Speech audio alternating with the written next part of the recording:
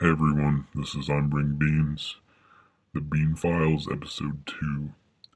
This podcast was sponsored by a local group of constituents very much interested in what I have to say, myself being Beans, from the show Even Stevens. You might have seen it. So today I really want to talk about a few obviously related issues. The first being George H.W. Bush and Kmart. So I had to go to the store the other day, and I had to pick up some linens. I was traveling, and I didn't have any at all. I've actually just slept on a mattress without any covers. It's been okay. I mean, I've spilled some stuff on it, like gravy and a big vat of popcorn butter, and it's okay. I mean, it makes sleeping a little sticky and a little unusual at times, but like I always tell my Uncle Pep, I'm always down for an adventure, and if sleeping in bed is part of it, then so be it.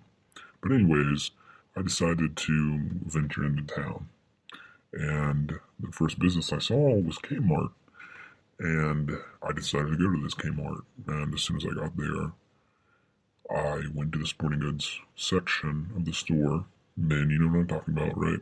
Yeah. And there was this man who was wearing a shirt. On the back of it, it read George H.W. Bush did 9/11. And I stopped to think for a moment, and because I had always heard it was George W. Bush that had perpetrated 9/11 as an inside job within our own government. I mean, we all know the whole thing about steel beams not being able to be melted by New York Jets fuel. But I just couldn't understand that though. And I asked the man, sir, I thought it was supposed to be George W. Bush, not George H.W. Bush that did 9/11. And the man turned around and told me that, sir, I believe you have your facts wrong. George W. Bush has been dead for almost 40 years. And I just stared off in the distance because nobody told me about this. Why in Kmart, of all places, do I hear this news? I've been living my entire life as a lie. I thought George W. Bush was alive and well.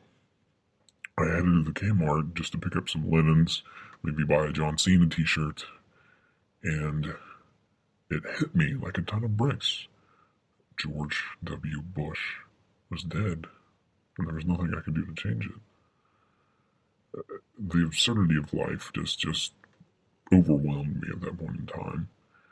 I found the nearest clothes rack, and I hid underneath of it until a store employee swept me out with a broom somewhere around 2 or 3 a.m. And after that, I left and collapsed in the middle of a Hardee's after eating a Great American thick burger. And I've just never been the same since.